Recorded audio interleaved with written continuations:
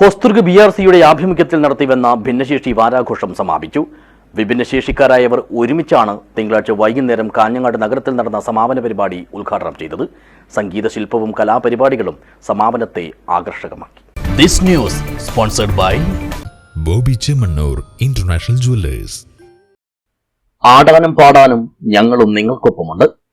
നിങ്ങളുടെ സ്നേഹവും പരിഗണനയും മാത്രമേ ഞങ്ങൾ കൊതിക്കുന്നുള്ളൂ. കുഞ്ഞു കുഞ്ഞു മോഹങ്ങൾ പൂവിടുമ്പോൾ ഞങ്ങളുടെ മനസ്സിന്റെ സന്തോഷം എത്രമാത്രമാണെന്ന് പറഞ്ഞറിയിക്കാനാവില്ല. ഹോസ്ദുർഗ് BRCയുടെ ലോക ഭിന്നശേഷി വാരാചരണത്തിന്റെ സമാപന പരിപാടി ഉദ്ഘാടനം ചെയ്തുകൊണ്ട് വിഭിന്നശേഷിക്കാരായ EP ആരോമൽ, ബൃന്ദാരാജൻ, യദുന മനോജ്, K സനോജ് എന്നിവർ പറഞ്ഞ വാക്കുകളാണിത്. നമുക്ക് ഓരോരുത്തർക്കുമുള്ള മുന്നറിയിപ്പ് കൂടിയാണിത്. വളർത്തിയെടുക്കുക എന്നത് ഒരു നല്ല കാര്യമാണ്.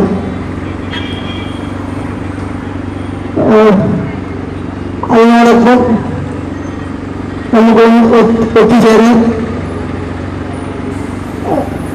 ആഘോഷിക്കാം. അവസരം ലഭിച്ചത് വളരെ സന്തോഷം. ഭിന്നശേഷി സാമൂഹ്യ പുരോഗതിക്കായി ഭിന്നശേഷി സൗഹൃദത്തെ വളർത്തിയെടുക്കുക എന്ന ലക്ഷ്യത്തോടെയാണ് ഡിസംബർ 3 ഭിന്നശേഷി ദിനമായി ആചരിക്കുന്നത്.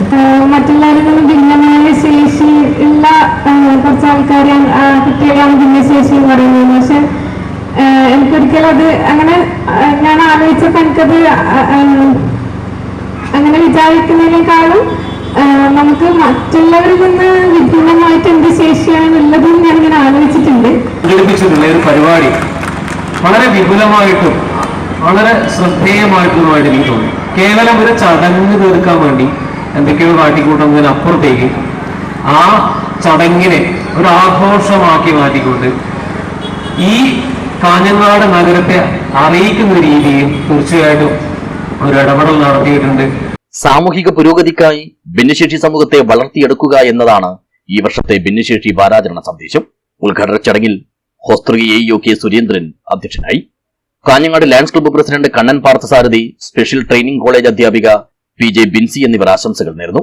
തുടർന്ന് കാസർഗോഡ് സ്പെഷ്യൽ ടീച്ചർ ട്രെയിനിംഗ് സെന്ററിലെ അധ്യാപക വിദ്യാർത്ഥികൾ അവതരിപ്പിച്ച സംഗീത ശില്പം ഏറെ ആകർഷകമായി. വിവിധ മേഖലകളിൽ കഴിവ് തെളിയിച്ച ഭിന്നശേഷി കലാകാരന്മാരുടെയും BRC പ്രവർത്തകരുടെയും കലാപരിപാടികളും അരങ്ങേറി.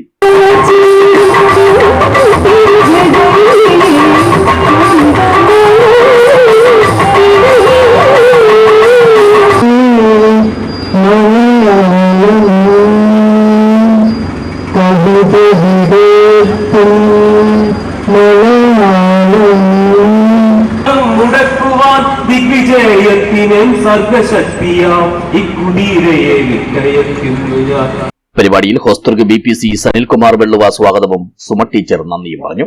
News bureau, Kanhangad.